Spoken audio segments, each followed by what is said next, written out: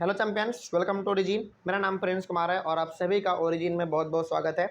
इस video lecture के through हम पढ़ेंगे कि पॉवर्टी लाइन को और हम लोग किस किस प्रकार से मेजर कर सकते हैं, यानी कि पॉवर्टी लाइन के यदि दोनों साइड है कोई तो कौन अमीर होंगे कौन गरीब होंगे, इसके बारे में आज हम लोग जानेंगे। ठीक है ना, चलिए। तो दो प्रकार का हम लोगों ने पहले ही पढ़ चुका है ना। आज हम लोग पढ़ेंगे अपना तीसरा वाला। चलिए देखते हैं क्या है इसमें। हमारा बहुत अलग अलग प्रकार के जुड़े हुए हैं, है ना। जैसे पहला क्या है, दी एक्सेसिबिलिटी टू बेसिक एजुकेशन। यदि कोई इंसान उसका जो बेसिक एजुकेशन है, यानी कि जो शिक्षा है जो कि उनको हासिल करना चाहिए, यदि वो कर पाता है तो ऐसा माना जाएगा कि वो पॉवर्टी लाइन के बहुत ही ऊपर है, यानी कि वो थोड़ा सा गरीब नहीं है, यानी कि पॉवर्टी लाइन के ऊपर है, यानी कि उनका कंडीशन ठीक है ना। पॉवर्टी लाइन के ऊपर है होने का मतलब ही होता है कि वो उसका कंडीशन अभी फ़िलहाल ठीक है। यदि वो एजुकेशन हासिल कर पा रहा है ना, जो उनको शिक्षा मिलना चाहिए, यदि वो उनको मिल पा रहा है तो माना जाएगा कि वो अभी ठीक ठाक कंडीशन में है। ठीक है ना, आगे बढ़ते हैं। फिर उसके बाद हेल्थ केयर फैसिलिटी। यदि उसके पास इतना ज़्यादा पैसा है, यानी कि उसके पास आप कह सकते हैं कि क्षमता है कि यदि वो बीमार पड़े तो अपना इलाज करवा सके, तो ये भी माना जाएगा कि वो गरीबी रेखा के ऊपर है। यदि नहीं करवा पा रहा है तो मालूम चलेगा कि वो गरीबी रेखा के नीचे है। ठीक ना, आगे बढ़ते हैं। फिर access to safe drinking water.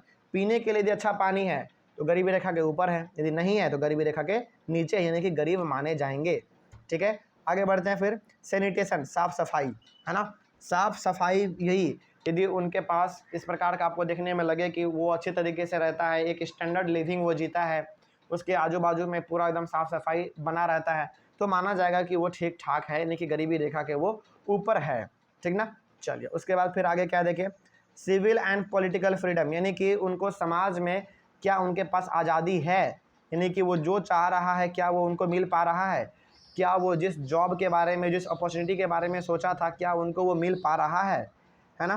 तो यदि ऐसा है तो वो गरीबी रेखा के ऊपर है, यदि नहीं है तो वो पॉवर्टी लाइन के नीचे है। देखिए, सिविल एंड पॉलिटिकल फ्रीडम का मतलब होता है ना कि क्या वो जो सभी के लिए अपॉर्चुनिटी बराबर है, क्या उनको मिल पा रहा है कि नहीं मिल पा रहा है ना। देखिए, दो कारण से नहीं मिल सकता है। पहली बात तो ये कि एजुकेशन हो सकता है। मान लीजिए किसी गवर्नमेंट जॉब में एजुकेशन की ज़रूरत है, यानी कि पढ़ा लिखा इंसान का ज़रूरत है, लेकिन वो पढ़ा लिखा नहीं है, तो ऑब्वियस सी बात है कि वहाँ पे उनको मात खाना पड़ सकता है। लेकिन एक और होता है कि क्या उनको किसी दबाव के कारण नहीं दिया जा रहा है, क्या इस प्रकार का, है ना। तो दोनों चीज़ हो सकता है। तो यदि उनको पूरी तरीके से फैसिलिटी मिल रहा है, फ्रीडम मिल रहा है, तो माना जाएगा कि वो गरीबी रेखा के थोड़ा ऊपर है। ठीक ना, यदि नहीं है तो फिर गरीबी रेखा के नीचे है। उसके बाद फिर इक्वल अपॉर्चुनिटी, वही बात है जो कि हमने कहा कि क्या बराबरी का मौका मिल रहा है कि नहीं मिल पा रहा है।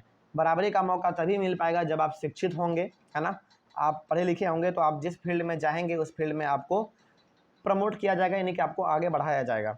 उसके बाद एक्सेस टू रिसोर्स, क्या वो रिसोर्स को एक्सेस कर पा रहा है, यानी कि जो हर चीज़ के लिए अवेलेबल है क्या वही चीज़ इनके लिए भी अवेलेबल है। यदि ऐसा है तो माना जाएगा कि वो पर्टिकुलर इंसान गरीबी रेखा के ऊपर है, यदि ऐसा नहीं है तो गरीबी रेखा के वो नीचे माना जाएगा।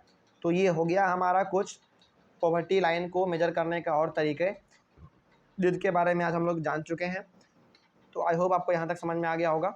उसके बाद फिर हम लोग अपने अगले वाले क्लास से स्टार्ट करेंगे the number of poor in India. ठीक ना, कितना ज़्यादा आखिर गरीब हैं लोग इंडिया में, तो कितना ज़्यादा है ना, इसी के बारे में हम लोग अपने अगले वाले क्लास में पढ़ेंगे।